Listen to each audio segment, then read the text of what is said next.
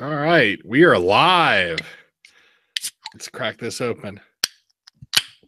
Love that sound. Oh, shit. Yeah, welcome to the new Bearcat Hollow. This is the new studio for the It's Friday Somewhere podcast and our live beer reviews. I finally moved into my new place and really excited to be here. Got a new improved camera, so hopefully you guys get a better look at my ugly mug. If you're there in the chat, reach out to us. Ed, welcome back. How you been? Sorry, the mute button wouldn't pop up there. No, not too bad. Just chilling here. Yeah. Cool. A lot of content today. My goodness. Yeah, we had a ton of content. God, I sprayed beer all over my keyboard. Oh, God, I just did the same damn thing. I'm picking up old mail to wipe it down. You'd think I'd learn by now and bring paper towels with me, but I just refuse to do it. Yeah. No Christmas tree here. I got some stuff I stuck on the wall just to try to break up the background a little bit. That is the definition of last second right there. Oh, yeah. Yeah. I was like, I got this stupid perpetual sign. Throw that on there. This thing. It's not even out of the wrapper yet. Whatever. I still have boxes here. So not a lot, but enough. And no Christmas tree. The Christmas tree was cut. Didn't make the cut. So we have an interesting beer tonight. Ed's more excited about this one than I think I am. I don't think he could be less excited about it. We have Pizza Boy Brewing's Sunny Side Up Coffee Stout, which I'm a big fan of, but unfortunately this one is the pumpkin with pumpkin, cinnamon, nutmeg, and allspice added. This is the pumpkin variant. Oh, man up, you Mary. Come on. Yeah, I'm going to let it warm up a little bit. I did have this earlier in the week. And Al was gracious enough to hook us up with a couple of cans each. And I'll tell you what, Sunny Side Up is one of my favorite beers. Absolutely love it as a coffee stout. World class. Can't be beat. But then he went and put pumpkin in it. I don't know. Even Al's not excited about it, though. So you're in the same boat as him. I know Terry wasn't too excited about it either, but we'll get to the bottom of it here. Maybe not definitively, but we'll figure it out in our own stupid way. So this beer, very limited. He didn't have a whole lot of it. He was selling it like crazy. Went out like gangbusters starting on Tuesday. Might have a little bit left still at the brewery there in Enola, but I do know that he has a lot of the standard, the Sunny Side Up coffee stout non-variants, bunch of cans there, lots of pounders, and that beer is the one you should definitely pick up. And look, I'm not going to talk you out of this one. If you like pumpkin beers and you like coffee stouts, you're going to like this one. I, for one, as followers of the podcast and people on Twitter know, I am not a fan of the pumpkin. So I've put it off long enough. I'm going to dive in here. I mean, immediately you still get the Sunny Side Up coffee smell right off the bat when you open the can. It just barrels through your face. Yeah, it really is a lot of coffee. The pumpkin, I'm not getting a lot of that pumpkin-y side of it. Really is it's a lot of cinnamon, it's a lot of allspice. The nutmeg just kind of gets lost for me in it. A lot of cinnamon, a lot of allspice. That's what predominates above the coffee. It's cinnamon. That's what's hanging around in the finish. It's a lot of spice. I know some. We asked them about actual pumpkins. I know they used real pumpkin for it, not necessarily the round kind, but mixed up. But a lot of places don't do that. They just throw the spices in. But I do think it's The spice is a little overdone. I think a little more subtlety could help it here. But I would say anybody who enjoys this style of beer or like a pumpkin latte, anything like that, you're really gonna like this. Yeah, yeah. This step beer is definitely for the pumpkin lover. Um, I agree. If he had dialed it back a little bit, maybe I would have been more interested in it. In the end, Al doesn't do very many things subtly. It's not necessarily his style, it's not his personality, and it's not what I'd expect for him as a brewer. And frankly, it's not how I want him to brew. I want him to do bold stuff. And if he was going to do a pumpkin, variant of the sunny side up, he was going to do it big. I think the variants for the sunny side up have by and large been very, very good. Bourbon sunny side up is exceptional. So good. The Vietnamese coffee variant is great. It's like they took the coffee flavors and just took them all up a notch. The mint coffee one, I'm harsh on mint. That one was okay. I'm trying to think. There's at least one other variant he's had that is not coming to mind. I'll look it up on Untapped while we're going through this. But yeah, it's a typical coffee stout,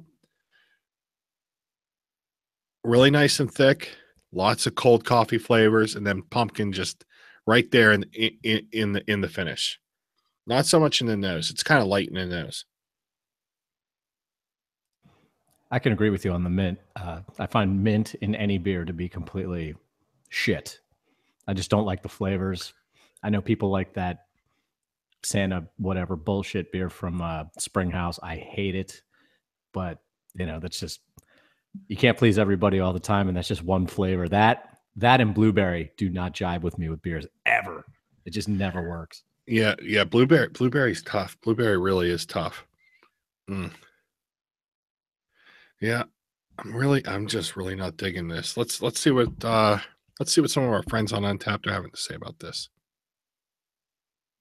That is something I probably should have looked up beforehand too. I didn't even think to do it.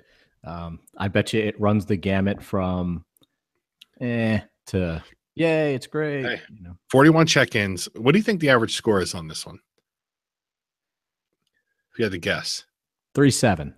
No, it's way high. This is 4.27, which I think is very generous. Friends of mine, there are 6 ratings on that. They're slightly below at a 4.21 average. So,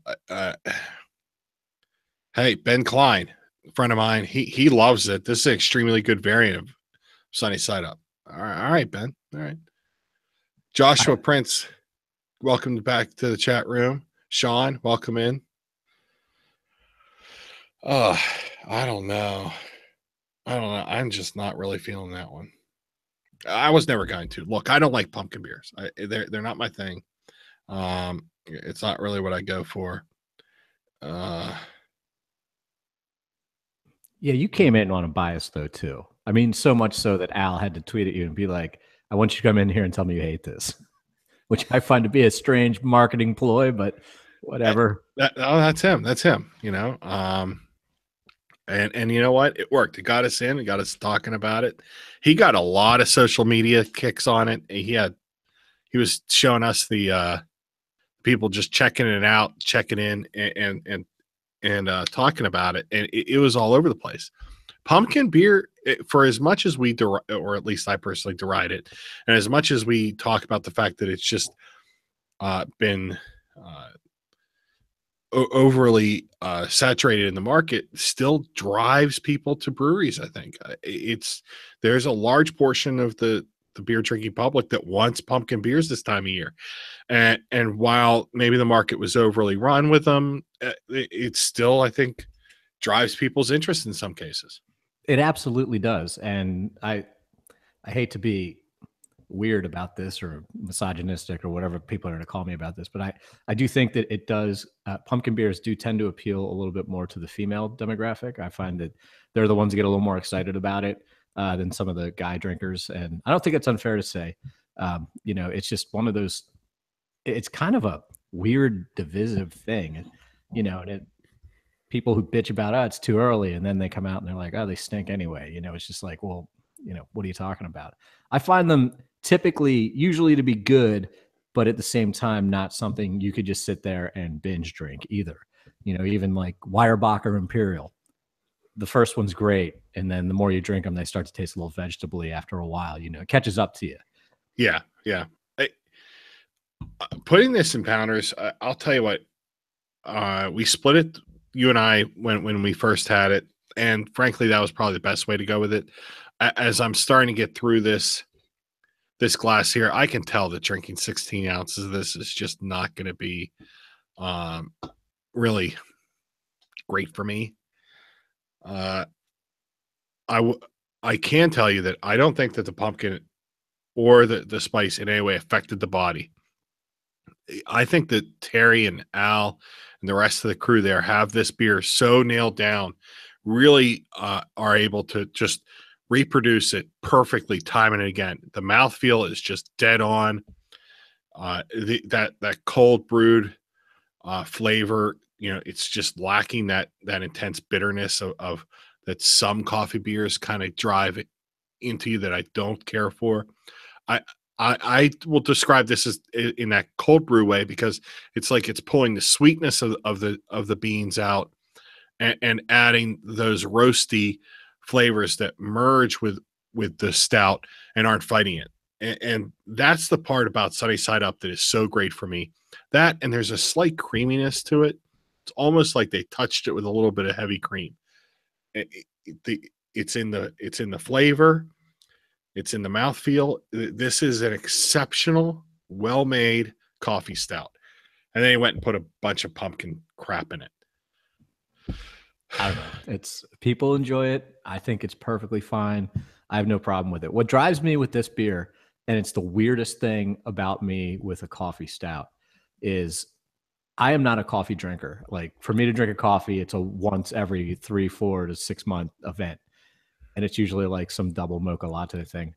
Um, the Little Lamps coffee, I don't know what the hell they have or what beans they use. Their stuff is so damn good to me.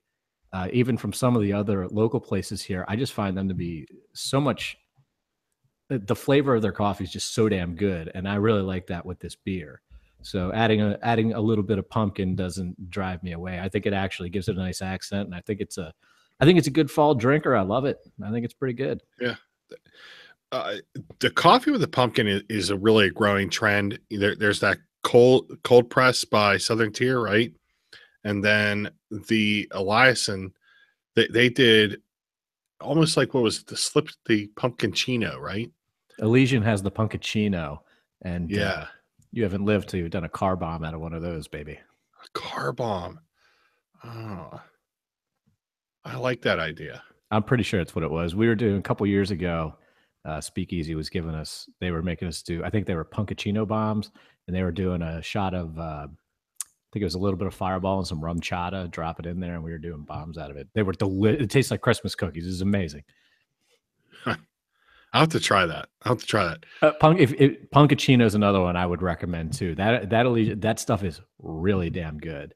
I really like that stuff. Yep, yep. And Warlock, another and not a coffee stout, but a stout with pumpkin. I know you're a big fan. That one brings the heat. Yeah, that's a bigger one. Really good though. Those are really good. The pumpkin in that is very much more subtle. It's a big stout with just a kind of a hint of that pumpkin.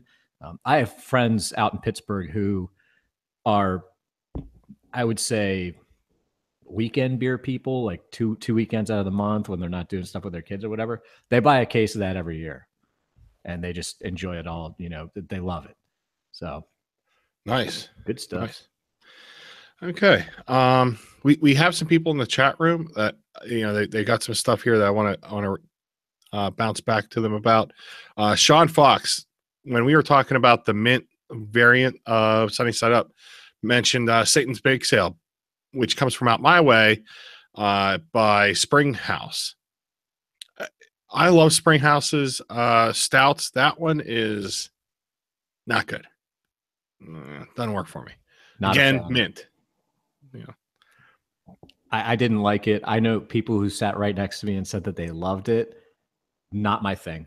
And I'm I have a weird thing with Springhouse beers. I think I've mentioned this before. They all taste like marshmallows to me. I don't know what they put in their beers. They all taste exactly alike. I've tried them year after year after year, and I don't know what it is. It's just something in my olfactory senses that just does not agree with their beer. So I'm a little biased coming out of the gate with that, but that was I thought that was a little cringy. yeah, that's not great. It really doesn't. It really doesn't work for me. I will tell you that their uh, egg eggnog stout is fantastic. I love that one. Love it. Hated it. Oh, I know. and you That's why I wish we wouldn't bring up Springhouse. I don't like to bash people. It's just I just don't like their beers. yeah, I know you're not a big fan. Uh, Joshua offered up Bright Room. Yeah, I might have to figure out how to tone down the light in here. He also asked, have you had the IPA from Trugs with the smoked spruce tips? No, I've not had that one.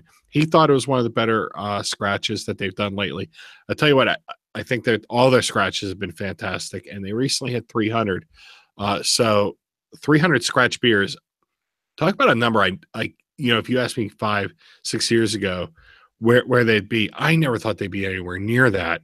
Just such an impressive feat. I think that they were able to crank out so many beers and so many of them being at least locally well regarded. I do All right. like Spruce. The Tavern Spruce from Yards. I really enjoy that. I like all the ales of the Revolution, but yeah, I haven't tried the Trogs yet. I'll have to get out there and give that a run. Yeah. The other spruce tip one is Pennsyltucky, right? That's a great one by Dogfish Head. Oh yeah, it's pretty good. Yeah. All right. Before we rate this beer, I want to give a quick shout out. We ran this contest maybe a month ago for the brew. There was a brew crawl in Philadelphia, and we gave out a bunch of tickets. And the reports back, we couldn't attend, but the reports back we got from it was that they were just absolutely fantastic. It was a great event. People had a really good time. And here's the good news, especially for our local listeners here. We got another contest. We have another opportunity to win some tickets, and it's now not in Philadelphia. It's right here in Greater Harrisburg. So we're gonna put the link in the show notes right now. If you're watching live, if you're tuning in later, the link will be down below. So check it out. If you're listening live, check out the website. If you want to win tickets, we got a chance for you to do so tonight, right now. We're gonna give 2 tickets away. It's not like Mick Foley, right? That you're like right here in Charlotte, North Carolina. Get the cheap pop. Yeah, you can win. All right. So how do you win? If you're watching tonight, you have to guess what our average score. And I'm making a mistake here because now it's going to require some math.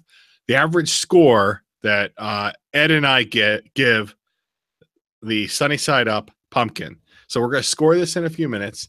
If you can get the person who guesses with the nearest, the average score, you win two tickets. The event is on November 4th. It starts and is taking place, at least in part, at the Federal Tap House. Great location right there on 2nd Street. You're going to get to walk around a whole bunch of different locations: Federal Tap House, Capitol Gastropub, Bridges Social Club, Pints Bar and Grill, Baco, Momo's, and more to come. So it's still coming together, but you can get 2 free tickets if you're watching right now, and if you guess what we give an average score here. So, all right, let's kind of start to wrap this one up. And any final thoughts on this beer, Ed? Yeah, I think it's something to definitely try. I could see why people would want to split maybe a pounder of it. It might not be up everybody's alley, but I think it's for a pumpkin beer and for their first take on this, I think it's well done. I think it tastes good. It's a great, maybe not great. That's probably a strong word. It's well done. It still tastes like Sunny Side Up with some pumpkin notes to it. and I don't think you can go wrong with this. I think people would enjoy it. So seek it out. All right. I agree with that. This is one of those ones that I don't like pumpkin beer. I still would have bought it. Why? For the check-in, for the story. I would recommend at least picking up a can of it if you can. Definitely split it. Do you need a case of it? No. Do you need a 6-pack of it for you and your friends to all split up? Sure, that'd work. Okay. Before I score it, I just want to give a couple of thoughts on my scoring methodology here. So I'm not going to just slam it I'm not going to just slam it because I hate pumpkin beers, which I do. I'm a big fan of the Sunny Side Up. As far as the execution, I feel like the pumpkin flavor part of the actual gourd kind of gets lost a little bit. I think the cinnamon's too harsh. The nutmeg, which I would have liked a little more of, gets drowned out, and the allspice is just hammering away also with the cinnamon. To a certain extent, that this just feels like Sunny Side Up, and they dumped a bunch of shit into it. Is it ruined? No.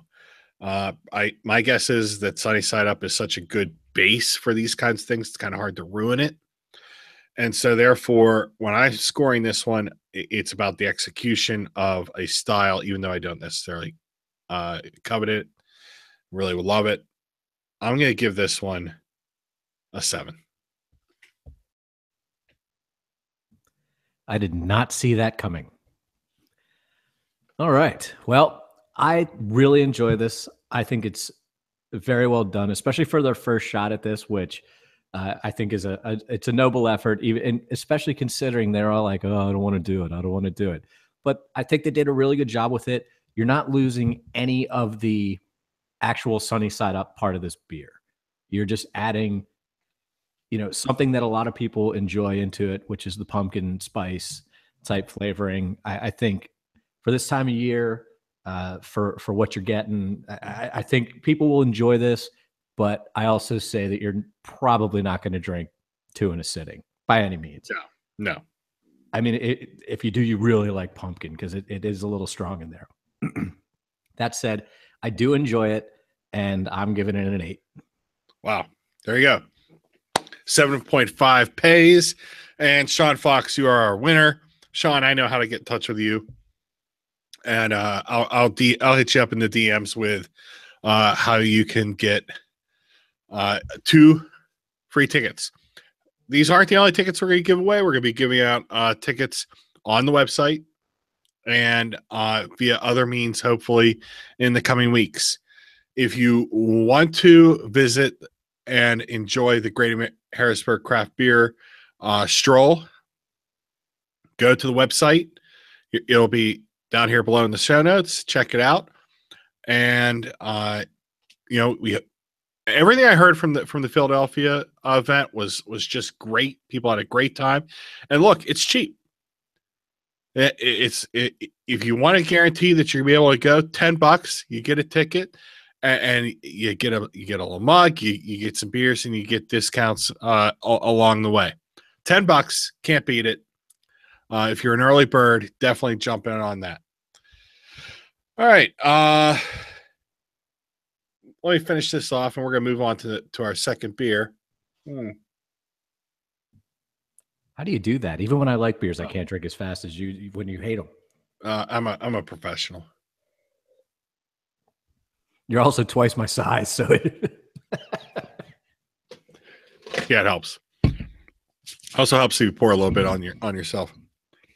All right, beer number 2. I'm gonna crack it over here. I'll spray it on my keyboard. There we go. I love this one. I've been drinking a lot of it recently. It is another Pizza Boy beer, if you can see it. It is the Brewery Pilsner. Man, I love this beer. I've been drinking a ton of it. And I'll put this out about a month ago. It's part of a new series that he's doing. There's Brewery Pilsner and there's Brewery Lager. Both of them sold as premium lagers and a premium Pilsner. I drank the lager on here previously, and I liked it. I thought it had a little bit of sulfur on the nose, but it worked. This one, man, this one he just absolutely nailed this. When I think of what a beer, just a beer should taste like, it's this. It's crisp, it's clean, it's easy drinking, it's 4.6%. And when I was having my move, I had 2 cases of this, and I was handing them out to everyone who helped me with this move and get into this house. And people who were not beer drinkers, not craft beer drinkers, were loving it. They asked, "Where'd you find this, and how can I get some?" I mean, if you're a craft beer fan, this is the beer that you want to sit there on a Sunday afternoon watching a football game and hammering down, 6 of these. It's just so good. Yeah, this is pretty good. It's a nice light, bright Pilsner, and Pilsners, as we've discussed on the podcast before, very tough to nail down if you don't know what you're doing. The smell is right on. I think it's really nice and light, and I'm drinking out of my brand new evergreen glass. I love that shape of that glass. They gave them away at their anniversary, and they were like, "Here's a glass." I'm like, "Yes, I need that like a hole in a head." But the shape of this one really captured me, and I thought, what a perfect beer to put in it. So yeah, this is really good, crisp. Really enjoying this. You're right though. I could down a couple of these during a football game. Yeah, that's Alternate this with a Prima. You just go back and forth. Oh yeah. This gives Prima, I think, a little bit of a run for its money. Prima, is more complex. It's got a lot more going on than this. This is, it's not one note, but it's crisp, clean, and refreshing. That's the way this goes. There's not a whole lot of hops sitting in here attacking your palate. In Prima Pils is far hoppier than this, in my opinion. This is a beer made for drinking, if that makes any sense. And I'm a big fan of this beer. Al said this was the best beer he has made, and at first I was kind of blown away by that. It was before I got to try it. Bold statement. It is a bold statement. The guy's made a lot of beer, and a lot of it's been exceptional. Here's why I think he's right about it. A Pilsner of this type, I think, is very hard to nail down. There's a lot of technical achievement in this beer at Pizza Boy. Excuse me, on behalf of the brewers. This is just a fine example of what's possible when you have really good technique and you try to nail down a style. And so when he said this is the best beer I made, at first I kind of was like, wow, that's kind of crazy. But drinking it, I can't argue with him. It's just so dialed in. Really good stuff. Yeah, it's you got to commend them on it, especially, we've talked before. You got to do stuff that you're uncomfortable with to get better at what you're doing. And you're going to have a lot of misses, but the hits are going to be that much better because of it. And this is a glaring example of that. Out of his comfort zone and just kills it. Yeah, really good. All right. I don't have a whole lot more to say about this beer, just because it's really just what it is. It's a beer for drinking. It's a pounder. It's, I want to say, 38 or maybe it's $36 a case for pounders. If you're thinking about picking out Miller Lite, I'd say why get a 30 pack? You can get a case of pounders of this for basically the same money. You're benefiting a local business, and frankly, it's a better beer. I don't know if I can ditch my High Life Light addiction for this necessarily, but well, maybe I can split them up. The economic spread on a High Life to this is a little bit more. Yeah, I'm more on the High Life end of the spectrum. But yeah. What's a High Life 30 pack going for these days? High Life Light 30 is $20. Oh, God, that's a good deal on a case of beer. And High Life and High Life Light are I mean, if you like Miller Lite, you're gonna like them. It's a good deal. I remember back, oh man, when they were like 14, 15 Yeah. bucks. And, things have gone up since then. What's the Beast going for these days? I'd like to know what a Beast 24 pack's I going for. think they're right around that 17, 18, 19. Yeah, they all kind of melded into one price point somewhere along the line, So, even PBR and stuff like that. so you're telling me the $8.99 Beast Light 24 pack don't exist no more? Oh hell no. Man, Those are I all Miller lived on products now. Oh my God, we were Red Shield all the way in college. that. See, I was light. I just went with the Blue Shield. Yeah, you and UPJ, get the fuck out of here with that Blue Shield bullshit. Well, you got to understand, Rolling Rock was mother's milk. So if you're going to transition from Rolling Rock, because Rolling Rock's not on sale, what are you going to go to? You're not going to go to Red Shield. You're going to go to Blue. Well, we eventually just went to when the ice beers had the alcohol content wars.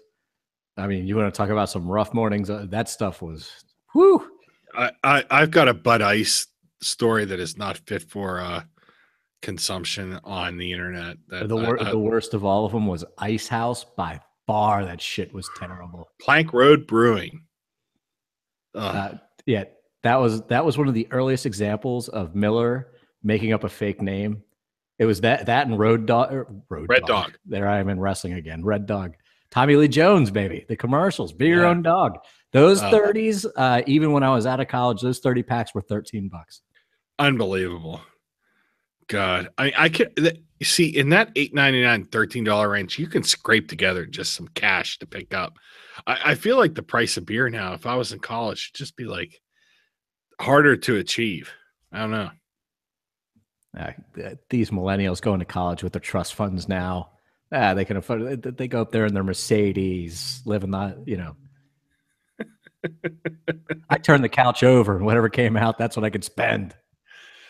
Yeah. Oh God, I was a big fan of in my junior and senior year of Ammerbach, Michelob Ammerbach. Oh, when they came out with that like crafty little mixed case or 6-pack or whatever they had there. It started as mixed case, but then the local watering hole that let me drink there, they got Ammerbach on tap, and I was like, man, there's a lot more flavor to this. I was just hammering that out, and it was I want to say it was like maybe a point higher, but it wasn't in that ice beer range, and drank a ton of that. Oh, speaking of shit college beer, I saw the other day Mississippi Mud jugs on a shelf at a beer distributor. I had a flashback to that bullshit.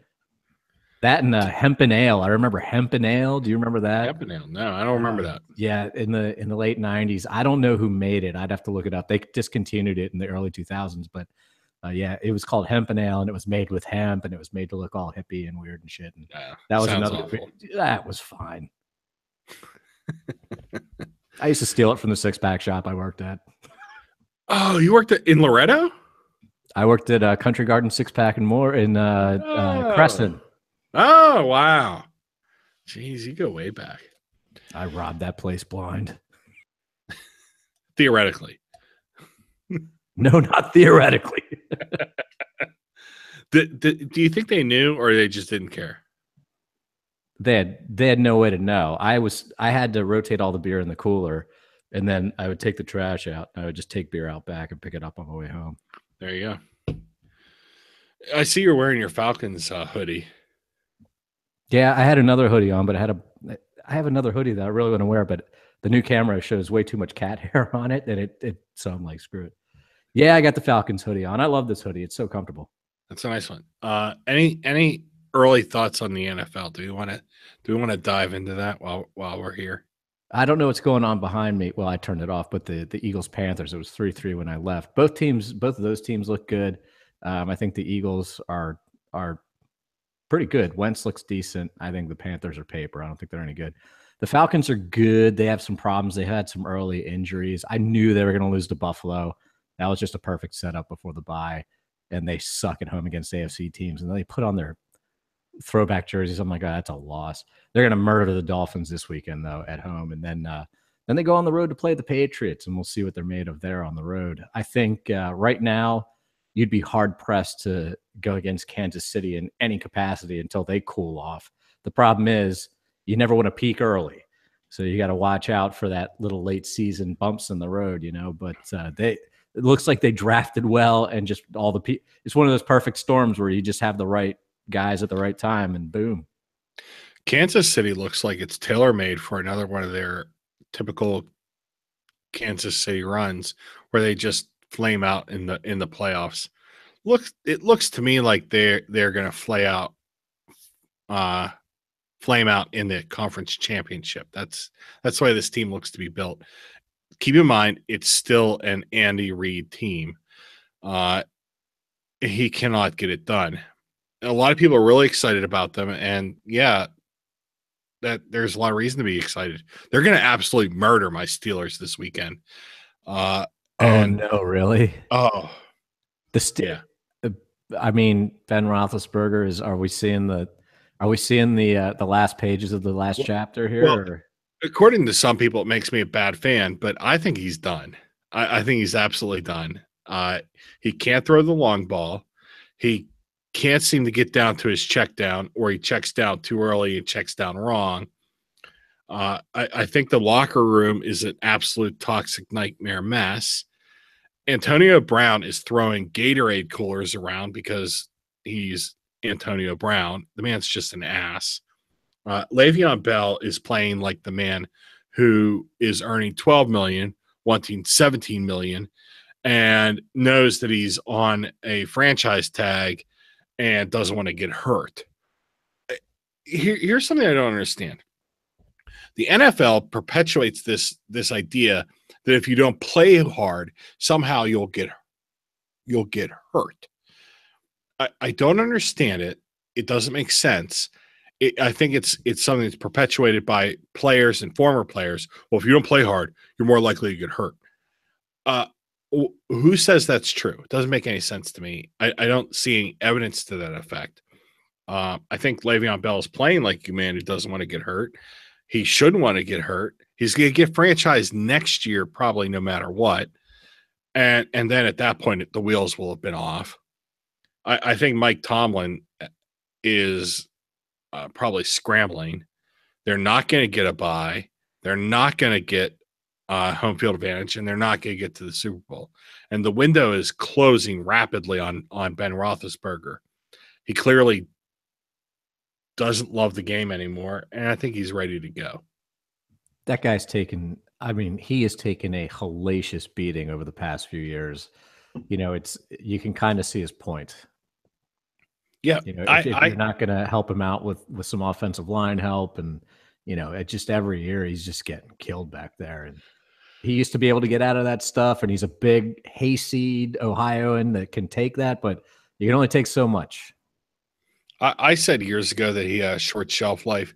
He's far exceeded the expiration date I put on him. The fact that he's made it to 35, I think, is amazing. I mean, the guy used his face as an airbag fighting off a Chrysler New Yorker when he decided to go over the handlebars of his Ninja, right there on Federal Street in Pittsburgh. Are there still flowers at the spot where that happened? Like, do they have the little Hauser roadside memorial? Is that? Yeah. Look, the Steelers, they're not getting it done this year. We're moving on. Sean Fox, the Rams. Let's not start sucking the Rams off quite yet. Let's give it some time. Yeah, they're a little too early to tell on the Rams. I know a lot of Falcons fans still, anytime Todd Gurley gets 3 yards, they're like, we should have drafted him because he went to Georgia. It's the worst goddamn thing. Is they just wish that all the Georgia and any SEC player could just go to the Falcons and they could just rewatch, the past 6 years of Alabama, Georgia, Auburn, and LSU. And it's like, God, shut up. There are other colleges. Like, they draft somebody from like Wisconsin or Michigan. They're like, oh, this guy sucks. Like, you never watched him play, you goofballs. But the Rams they have a good young quarterback. He looks like he's gonna be good, and hopefully he won't get spooked by early hits and early losses or anything. If Gurley stays upright, he's going to be good. Sammy Watkins looks like he was a hell of a pickup for them. So, who knows? They're probably a year or two away, but they could hit that perfect storm if they draft well in a couple of years. Yep. Yeah, they could. It's going to be a shame nobody's going to go and see it, but they'll be there. All right, let's wrap this up. What do you think? What do you think you want to rate? What do you think you want to rate this one? I want to rate it well. It's really good. It's easy to drink. I think everybody would crack this open and enjoy it. Maybe 3, 4, 5, whatever floats your boat. If you're me, don't stop and until you're texting people all night and being a drunk idiot. But I'd give this a solid 7.5. I think it's really good. Wow, that seems a little low for me. I'm way high on this beer. If you follow me on Untappd, it's not quite perfection, but it's damn close for me. I keep finding myself going back to this beer, and as such, I'm going to give this one a 9.75. Okay, since there's no contest on the line, I'm changing my vote to an 8.25. There you go. I thought about it when you said that. I was like, wait, I can't give the sunny side up. I had to go a little higher than that because this is a more long-term enjoyable beer. Oh yeah, the flavor spot on. He did nail a tough to do style, and so I have to give him credit for that. So I didn't. So I'll bump it up to an 8.25. There you go. All right. Hey, if you people at home following along, check the links below for the contest and for your opportunity to check out the Great Harrisburg Craft Beer and Restaurant Stroll. It's a bar crawl. If you want to disagree with us about our ratings, please feel free to add us at Ed Grohl and at Bearcat on Beer. I would love to hear any listener, anyone who follows us. I would love to hear all the thoughts collectively on this sunny side up, because it looks like it's going to be kind of a divisive. How do you say it? Divisive? I don't know. Divisive. Yeah. Divisive. It looks like it's going to be one of those. Yeah. Yeah, I do think that pumpkin is a little bit divisive, but I'll tell you what, if you like good beer, I don't know how anyone could argue about this Pilsner. It's just so well crafted. And also check out FridaySomewhere.com. We have a great post up by Easy Pretzel, the third man of this team, who couldn't be with us tonight because of all of his various work responsibilities and family responsibilities. He did a great post about NFL teams and the craft beer that is around them. It's been getting a ton of traffic. Really great post. He did a lot of work on it. Definitely check it out. I'll have a link for it in the show notes below. And also, we released today our episode 12 with Norm from Funk Brewing. He was a lot of fun, man. You want to talk about a guy who's just ready to give you some info? He was on point. You do not have to prod that guy at all. He's ready to roll. He was great. We'll have him again on someday down the line because he really was great. We'll put a link for that also in the show notes below. But follow us on IFS_podcast on Twitter. You can check out our Facebook page. If you like this video, subscribe. And you can do that by clicking down below. Like and subscribe below. This is what everyone does. Go down and hit that subscribe button and like it. All right, time to wrap this up. Ed, anything else for the good of the order? I do have one question since you brought it up. Are we ever going to release the audio of us going over Dave's list that we chopped from the after show because we went long with Norm? Yeah, I think we could eventually. I I think we think can we could find a way. cut that up into some good, like, little bonus content. Yeah, we could. Yeah, we can. We were all drunk and we stayed up for another like hour and a half Oh, we after were up the way Norm too interview, late. Way and too late. we sat around and argued like a bunch of grandmas at a goddamn Jimmy table. Holy hell! Uh, keep in mind that the whole purpose of that list really was just for just for Dave to reinforce for himself the superiority of being a Patriots fan, which I gotta tell you, it just drives me nuts. It literally was just a roundabout way for him to suck Tom Brady's dick. That's all it Yeah. was. It was amazing. And I have to give him credit. He turned a goddamn college thesis into, by the way, yeah, that means Tom Brady's great. You're like, what the fuck? he put in easily 30 hours worth of work just in order to say this is another reason why being a Patriots fan is awesome. That coming from a guy who's from Pittsburgh. Yeah, it was so contrived. It was almost beautiful. I think one of these days we're going to have to put that into audio form and it'll just be some stupid little bonus content. And it's probably 45 minutes to, that might have been an hour and a half now that I think about it. But it was hilarious hearing us just be like, what are you talking? I tried to, I rode and died with Atlanta on that one too. I'm like, you are so full of shit. WooTubes in the chat, IFS PN. The good thing is no one's getting suspended here. Oh, I was like, Penn National? What the? Oh, IFSPN. Yeah.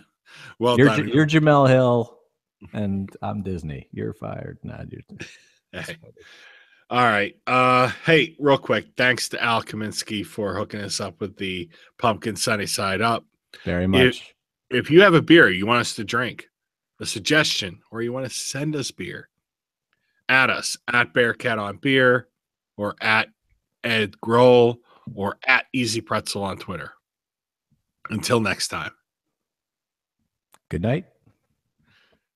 I'm going to hit stop.